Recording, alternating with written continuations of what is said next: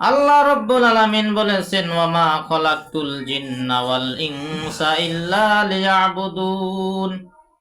আমি মানুষকে এবং জিনকে আমার ইবাদতের জন্য সৃষ্টি করেছি। মানুষ ইবাদত বন্দেগী করবে, জিন জাতি ইবাদত বন্দেগী করবে, এই জন্য আল্লাহ রাব্বুল আলামিন সৃষ্টি করেছেন। কোন মানুষ যদি দুনিয়ার মধ্যে থেকে ইবাদত বন্দেগী না করে, শুধু দুনিয়া দুনিয়া নিয়ে ব্যস্ত থাকে, আর এই অবস্থায় যদি তার মৃত্যু হয়ে যায়, কবর থেকে জাহান্নাম শুরু হয়ে যাবে। বলেন ঠিক কিনা? এই জন্য ভাইয়েরা আমার, বন্ধুরা আমার, একজন মানুষ যদি মারা যায়, তার সঙ্গে কিন্তু তিনটা আমল যায়। এক নম্বর হলো সদকায়ে জারিয়া। সদকায়ে জারিয়া বলতে আমরা কি বুঝি?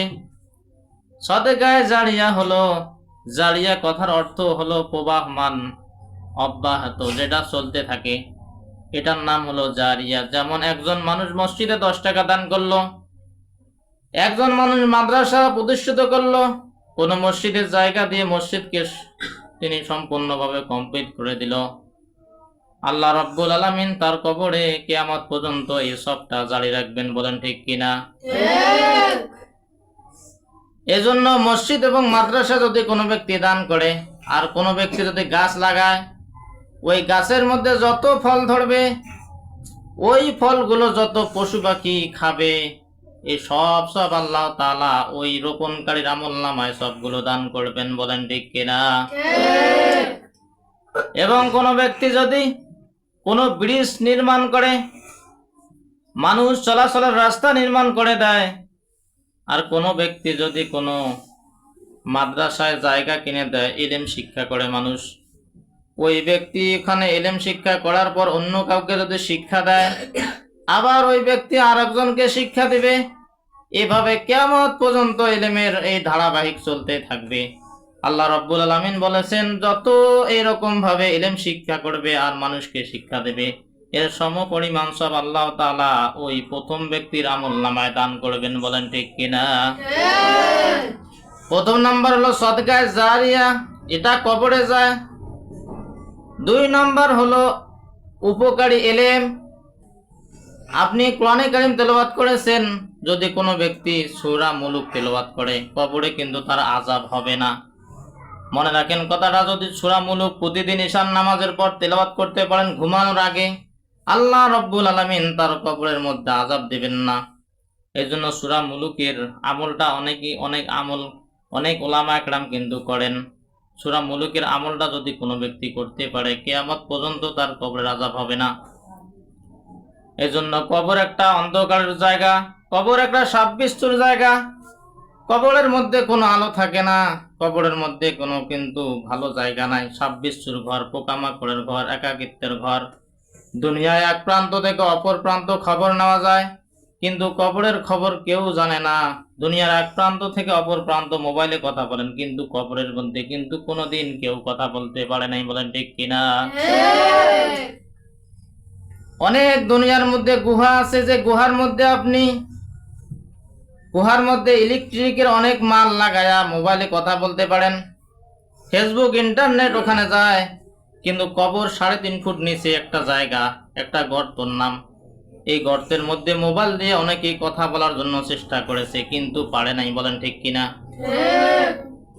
একজন বিজ্ঞানী চেষ্টা করেছেন যে কবরের মধ্যে যখন আমার ভাইকে রাখা হবে, আমি মোবাইল সঙ্গে দেব, আমার ভাইকে কবরে রাখার পর আমি এখান থেকে মোবাইলে কথা বলবো, এবং ফেরেশতা যখন আসবে আমি আওয়াজ শুনবো। কবরের মধ্যে যখন রাখছে, আস্তে করে মোবাইলটাও রাখছে চালু করে। মোবাইল যখন চালু করে রেখেছে, সকলে যখন কবর থেকে চলে এসেছে, ওর ভাই ফোন কানে দিয়ে দাঁড়িয়ে আছে এক জায়গায়, দেখি ফেরেশতা কি প্রশ্ন করে। কিন্তু তার কানের মধ্যে এমন বিকট আওয়াজ শব্দ হয়েছে, কারণ ফেরেশতা আসার যে একটা আওয়াজ, এই আওয়াজটা শুনে ওই ব্যক্তির কানগুলো নষ্ট হয়েছে, সঙ্গে সঙ্গে সেও ইন্তেকাল হয়ে গেছে। বলেন সুবহানাল্লাহ। ফেরেশতার এত বড় শক্তি যে রব্বুল আলামিন বানিয়েছেন, তিনি কত বড়। এজন্য ভাইয়েরা আমার, যে কথা বলতেছিলাম, কবরের মধ্যে কিন্তু সদকার জারিয়ার আমল যাবে, কবরের মধ্যে উপকারী ইলম যাবে। কবরের মধ্যে আপনার নেক সন্তান যদি দোয়া করে কবরে যাবে, আর বাকি সব আমল যতই কিছু করেন না কেন আপনার কবরে যাবে না। আজকে পরিবারের জন্য কত কিছু করতেছেন, আপনার মনে রাখবেন যাবে না। আপনাকে চিন্তা করতে হবে এমন কিছু আমল আমাকে করতে হবে যে আমলগুলো কিয়ামত পর্যন্ত আমি কবরে পাবো। এই চিন্তা করে সাহাবা একরাম চলেছেন। সাহাবা একরাম রাদিয়াল্লাহু তাআলা আনহু জীবনে যত দান করেছেন, এই দানের বদৌলতে আল্লাহ তাআলা তার জিনকে চিন্তা করেছেন। হযরত উসমান রাদিয়াল্লাহু আনহু দানের কথা আমরা অনেকেই জানি। হযরত উসমান রাদিয়াল্লাহু তাআলা আনহু তিনি দান করেছেন। তিনি একবার মদিনার মধ্যে মসজিদ প্রশস্ত করে দিয়েছেন, যে মসজিদে 1 রাকাত নামাজ পড়লে 50,000 রাকাত নামাজের সওয়াব পাওয়া যায়। আল্লাহর রাসূল মক্কা থেকে যখন মদিনায় হিজরত করে গেছেন, যাওয়ার পর দেখেন সাহাবা একরাম নামাজ পড়ার জায়গা নাই। প্রথমে আবু বকর রাদিয়াল্লাহু আনহু তিনি একটা জায়গা কিনে দিয়ে, যে মসজিদে নববী যে জায়গাটা সর্বপ্রথম আবু বকর রাদিয়াল্লাহু আনহু তিনি খরিদ করেছেন।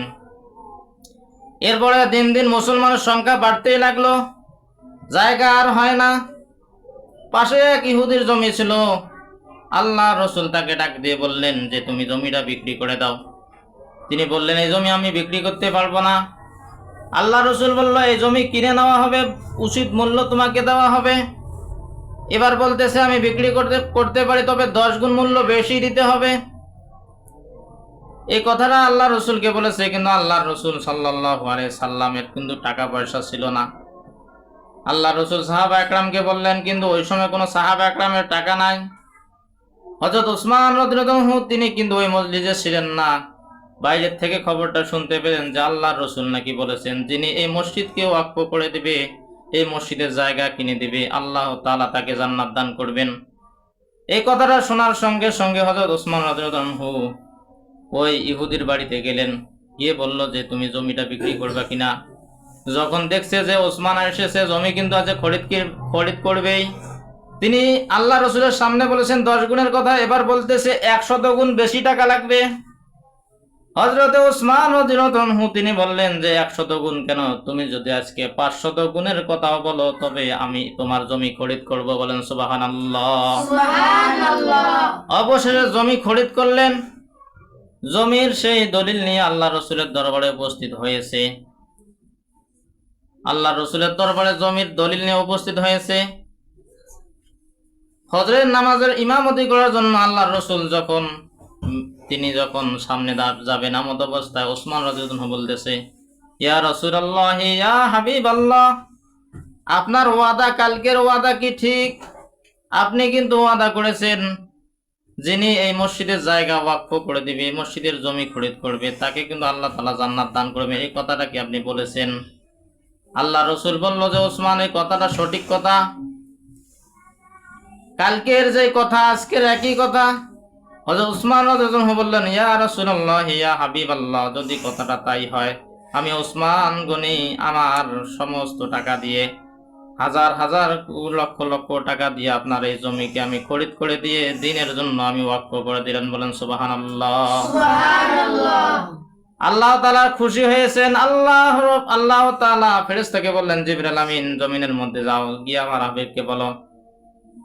আমার হাবিবকে বলো যে ওসমান জান্নাতের জন্য জায়গা কিনেছে। দুনিয়ায় বেঁচে থাকতে যদি কেউ জান্নাতের কোনো জায়গা দেখতে চায়, সেজন্য এই জায়গাটা দেখে নেয়। ওসমান করে যে দানের জায়গাটা আমি দুনিয়াতে জান্নাতের বাগান বানায় দিলেন। বলেন সুবহানাল্লাহ। সুবহানাল্লাহ। আল্লাহ রাসূল বলেছেন, আমার ঘর এবং মিম্বার এই দুইয়ের জায়গাটুকু মধ্যখানে যে ফাঁকা জায়গাটা আছে, এটা দুনিয়ার মধ্যে জান্নাতের বাগান। যদি কেউ জান্নাতের বাগান দেখতে চান, সেজন্য মদিনায় গিয়ে আল্লাহ রসুলের রওজা থেকে, আল্লাহ রসুলের মিম্বার থেকে, এই জায়গাটুকুর নাম হলো জান্নাতের বাগান। অনেকে জান্নাতের বাগানের মধ্যে নামাজ পড়ে, তৃপ্তি লাভ করে, কারণ তারা দুনিয়া বুঝেছেন, আখিরাত বুঝেছেন, আখিরাতের জন্য দুনিয়ার সব কিছু ব্যয় করেছেন। কিন্তু আমরা আজকে 10 টাকা মসজিদে দান করি না, আজকে 100 টাকা মসজিদে দান করি না, সপ্তাহে সপ্তাহে কিছু টাকা মসজিদে দিতে হয়, এটাও দেয় না। মসজিদ মাদ্রাসার গুলো কি অবস্থা আমরা দেখি না, অথচ বাড়ির মধ্যে হাজার হাজার কোটি টাকার ফ্রিজ, এয়ার কন্ডিশন লাগাইছি, এতে কিন্তু কাউকে কোনো ডাকি নাই। কিন্তু মসজিদে যদি একটা ফ্যান কিনতে হয় 10 জনকে বলে, এরকম একটা লোক খুঁজে পাওয়া যায় না যে একবারে সমস্ত ফ্যান দিয়েছেন, সমস্ত এয়ার কন্ডিশন দিয়েছেন এবং মসজিদের মেজো পাকা করে দিয়েছেন, খুব কম লোক আছে, বলেন ঠিক কিনা? অথচ এই সব কাজ যদি কেউ করে যায়, কবর থেকে জান্নাত শুরু হয়ে যাবে। ভাইয়েরা আমার, বন্ধুরা আমার, আল্লাহ রসুলের সোহবতে থাকিয়া সাহাবা একরাম অনেক গুণে গুণান্বিত ছিলেন। তারা বেশি বেশি দান করে আল্লাহ তাআলার কাছে এই গুণটা বড় দামি। কারণ আল্লাহ তাআলার গুণ হলো আল্লাহ তাআলা সকলকে রিজিক দান করেন। কারণ আল্লাহ তাআলা হলেন ধনী, আল্লাহু গনিয়্যুন ওয়া আনতুমুল ফুকারা। আল্লাহ রাব্বুল আলামিন বলেছেন, তামাম দুনিয়ার মানুষ হলো ফকির, আমি আল্লাহ রাব্বুল আলামিন ধনী। এজন্য কোনো ব্যক্তি যদি বেশি বেশি দান করে, আল্লাহ রাব্বুল আলামিনের এই গুণের মধ্যে সে পড়ে যায়, আল্লাহ তাআলা এই উসিলায় তার কবরখানি জান্নাতের বাগান বানায় দিবেন। বলেন সুবহানাল্লাহ।